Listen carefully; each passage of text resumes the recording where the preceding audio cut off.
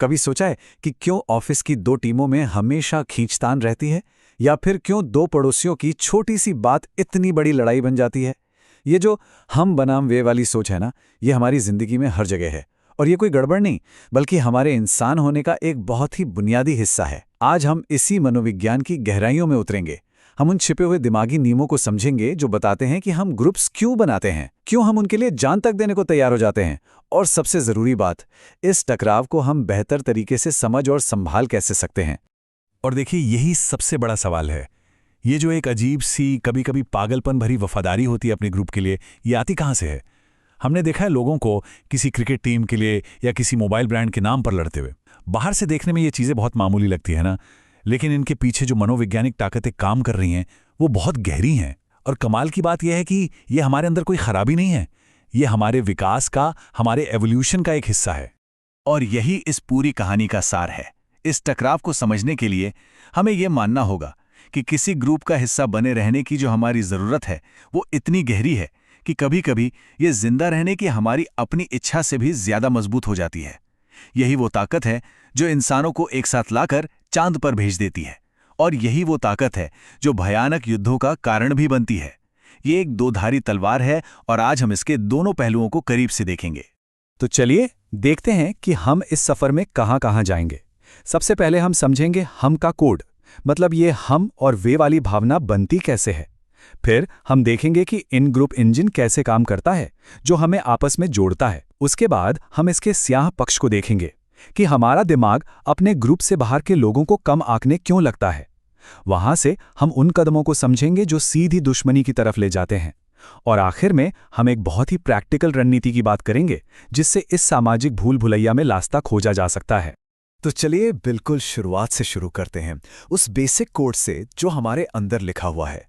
अब ये समझना बहुत ज़रूरी है, ग्रुप बनाना कोई हमारा सोचा समझा फैसला नहीं होता। ये तो एक तरह का कमांड है, एक इंस्टिंक्ट है जो लाखों सालों से हमारे डीएनए में बसा हुआ है। जरा सोचिए हमारे पुराने पुरखों के बारे में। अकेला इंसान तो बेचारा क्या ही कर पाता, जंगली जानवरों का आसान शिकार बन जाता। लेकिन जब वो एक ग्रुप में होते थे तो मिलकर शिकार कर सकते थे, अपनी रक्षा कर सकते थे। मतलब साथ रहना सिर्फ एक अच्छा आइडिया नहीं था, ये जिंदा रहने की गारंटी थी। और वही पुरानी इंस्टिंक्ट आज भी हमारे दिमाग में काम करती है। अब ये पूरा सिस्टम दो नियमों पर चलता है। पहला तो यही जैविक खिंचाव है, लेकिन दूसरा नियम और भी दिलचस्प है। जैसे ही कोई ग्रुप बनता है वो फौरन अपने छोटे छोटे नियम, अपनी एक अलग संस्कृति बनाने लगता है। ये नियम तय करते हैं कि हम कैसे बोलेंगे, क्या मानेंगे, क्या पहनेंगे। यही वो सामाजिक गोंद है जो ग्रुप को जोड़ता है और तय करता है कि कौन अंदर है और कौन बाहर। ये प्रक्रिया बहुत दिलचस्प है कि कैसे हम एक अकेले इंसान से एक पक्के ग्रुप मेंबर बन जाते हैं। ये 3 स्टेप्स में होता है। मान लीजिए आपने कोई नई नौकरी शुरू की। पहले स्टेप, अनुरूपता में आप धीरे धीरे अपने नए साथियों की तरह ही बात करने लगते हैं, उनके जोक्स पर हंसने लगते हैं, भले ही वो आपको समझ ना आए। फिर आता है दूसरा स्टेप, सामाजिक पहचान। अब आपको अपनी कंपनी पर गर्व होने लगता है। आप कंपनी की टी-शर्ट पहनते हैं, उसकी कामयाबी आपकी कामयाबी बन जाती है। और आखिर में आता है साथियों का दबाव। आपको एक अनकहा प्रेशर महसूस होता है कि देर तक काम करना है, क्योंकि बाकी सब भी कर रहे हैं। ग्रुप ये पक्का कर रहा है कि आप लाइन में रहें।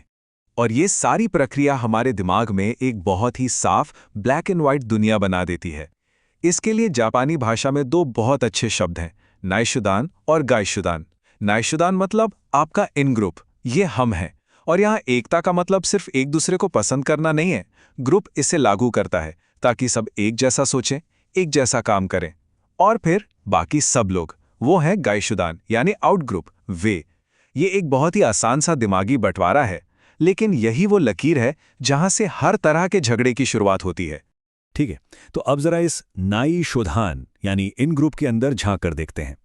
वो कौन से मनोवैज्ञानिक औजार हैं जो इतनी मजबूत पहचान बनाते हैं? वो कौन सी ताकतें हैं जो बहुत सारे अलग अलग मैं को एक शक्तिशाली हम में बदल देती हैं? तो किसी ग्रुप को क्या चीज जोड़े रखती है? समझिए कि इसके 2 तरह के गोंद होते हैं। पहला है पारस्परिक सामंजस्य। ये इमोशनल गोंद है, जैसे दोस्तों का ग्रुप जो बस एक दूसरे के साथ घूमना फिरना पसंद करते हैं। दूसरा है कार्य प्राप्ति सामंजस्य। ये थोड़ा प्रैक्टिकल है, जैसे ऑफिस की एक टीम जो एक प्रोजेक्ट पूरा करने के लिए साथ आई है। और सबसे मजबूत ग्रुप वो होते हैं जिनमें ये दोनों ताकतें हों, जैसे कोई स्पोर्ट्स टीम जहां खिलाड़ी अच्छे दोस्त भी हैं और साथ मिलकर कब भी जीतना चाहते हैं। और जैसे जैसे ये बॉन्ड मजबूत होते हैं ना, हमारे दिमाग के अंदर कुछ बहुत ही गहरा बदलना शुरू हो जाता है।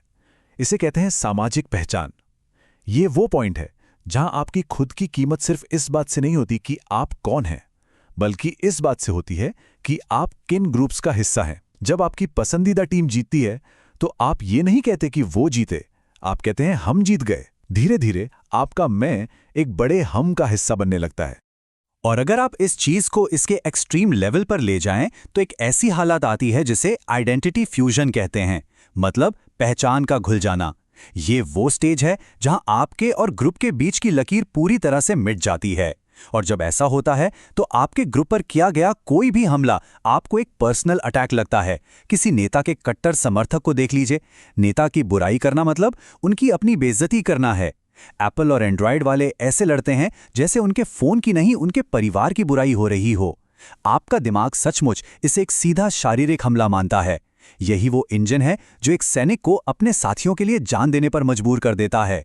मैं पूरी तरह से हम में घुल चुका है। तो अब तक हमने एक मजबूत हम बनाने की बात की, लेकिन हर सिक्के का दूसरा पहलू भी होता है। जो दिमागी तरकीबें हमें अपने ग्रुप से जोड़ती हैं, वही हमें दूसरे ग्रुप से बहुत दूर भी कर देती हैं। इस हिस्से में हम यही समझेंगे कि हमारा दिमाग कैसे उन्हें, यानी दूसरे ग्रुप के लोगों को कम आंकना शुरू कर देता है। जैसे ही वो हम की दीवार पक्की होती है ना, एक दिमागी शॉर्टकट अपने आप चालू हो जाता है, जिसे इन ग्रुप बायस कहते हैं। ये हमारी एक नेचुरल आदत है कि हम अपने ग्रुप को बेहतर और उसके लोगों को ज्यादा तवज्जो देते हैं। ये हर जगह होता है। इंटरव्यू में हम उस कैंडिडेट को ज्यादा पसंद कर सकते हैं जो हमारे ही कॉलेज से हो, भले ही कोई और ज्यादा काबिल हो। हम अपनी टीम के काम को तो बहुत अच्छा बताते हैं, पर दूसरी टीम के काम में झट से गलतियां निकाल देते हैं। ये हम जानबूझकर नहीं करते, ये एक ऑटोमेटिक रिएक्शन है। तो सवाल ये है कि ये भेदभाव शुरू करने के लिए आखिर चाहिए क्या? कोई बहुत बड़ी वजह? नहीं, बिल्कुल नहीं। एक बहुत ही मशहूर एक्सपेरिमेंट है मिनिमल ग्रुप एक्सपेरिमेंट।